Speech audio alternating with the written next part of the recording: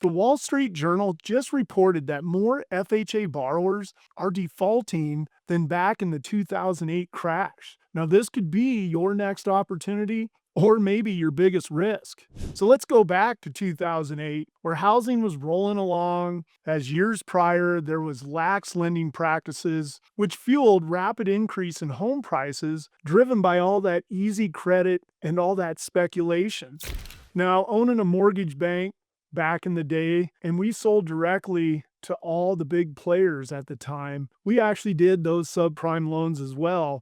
That ended up being the culprit of that market crash. I even talked to those underwriters who were purchasing those loans from us and even said that we can't sustain these types of things that we were seeing on those loans. Now, unfortunately, we're seeing those things somewhat revert back to those days.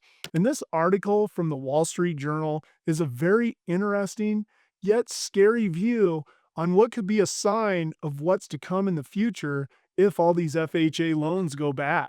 So let's start with the basics. Now, you would think that rising interest rates would actually make houses less affordable, cooling down the market, but instead, the prices are still climbing. And why is that? The answer's pretty concerning. The federal government has allowed borrowers to take on bigger mortgages than they can realistically afford.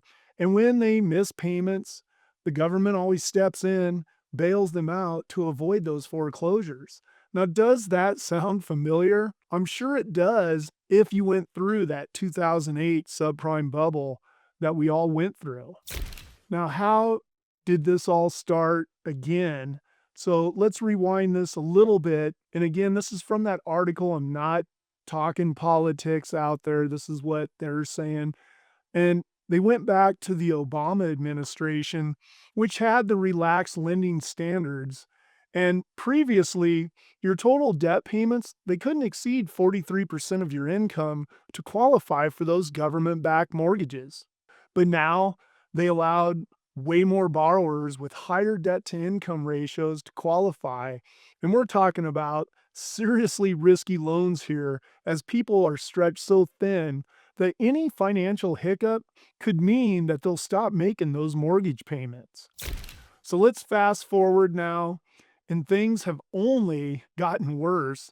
And the FHA, or the Federal Housing Administration, has been handing out loans to financially strapped buyers, putting down as little as 3.5%. And out here in the Denver area, we do have what's called down payment assistance, where people don't even have to come in with any money at all. And lenders, they're insured by the government, so they make the money either way on these. And here's the kicker. In 2007, about 35% of FHA borrowers had risky debt levels. Now listen to this. By last year, the number jumped to a whopping 64%. And to put it plainly, the FHA loan portfolio today is way riskier than it ever was, even before that 2008 meltdown. I guess we can kind of say that this is a new foreclosure crisis that's hidden in plain sight. And it's no surprise here that we're seeing massive trouble. I mean, over 7% of FHA mortgages issued last year became seriously delinquent, which means borrowers miss payments for 90 days or more within their first year. Now, put that in perspective, that's even higher than the peak of the 2008 subprime bubble. And the reason you're not hearing much about it, well, per this article, the previous administration has been quietly covering that up by basically paying the borrowers' mortgages to avoid these foreclosures. So maybe you're questioning, how is the government doing these types of bailouts? Well, here's how it works. When a borrower misses payments, the FHA pays the mortgage servicers to cover these missed payments. And then they just tack it on to the borrower's loan with no interest charged. And on top of that, they lower the payments by 25% for 3 years, adding even more debt onto that mortgage. And if, say, you miss 5 months of $4,000 payments, that's $20,000 that's added to your debt, plus another $36,000 from those reduced payments. So that means you're $56,000 deeper in debt but without additional interest. Now, that's a great deal for those servicers and not a great deal for those homeowners in the long run. Well, and there's always somebody profiting on this, and usually it comes down to the mortgage servicers. They're getting incentive payments from the government every time they avoid foreclosure, even if the borrower goes deeper into debt. And in fact, over 500,000 of these payments were made just last year. I mean, talk about a hazard.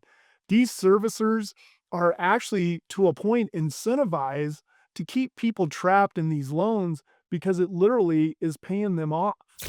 Here's why the prices keep climbing. The homeowners who shouldn't have qualified for mortgages in the first place aren't being foreclosed on, so there's still fewer homes available to buy out there. And again, it goes back to a simple supply and demand, which this artificial scarcity pushes those home prices even higher, keeping that bubble inflated. So I'm sure you may be asking yourself now, well, who's paying this bill? And guess who is ultimately on the hook for all this type of lending? Yep, you guessed it, us taxpayers. And if the FHA insurance fund runs dry from all these bailout payments, it'll be the taxpayers who are going to foot the bill. And what's worse, the true cost isn't even being reported. So what's the takeaway here? Well, we're looking at another potential housing crisis because of the lending that's going on and those bailouts. And sure, keeping people in their homes may sound good, but trapping them there in unaffordable debt with those payments isn't helping anybody long term. And if this house of cards collapses, and believe me, after reading this article, it could, housing prices may then finally start to drop, making homes more affordable for those responsible buyers. But it will also mean a lot of pain for the current homeowners caught in this cycle. And especially if you live in an area where there's a lot of FHA concentration, really pay attention to this, as those loans could end up impacting your area if they all do decide to go into the default cycle.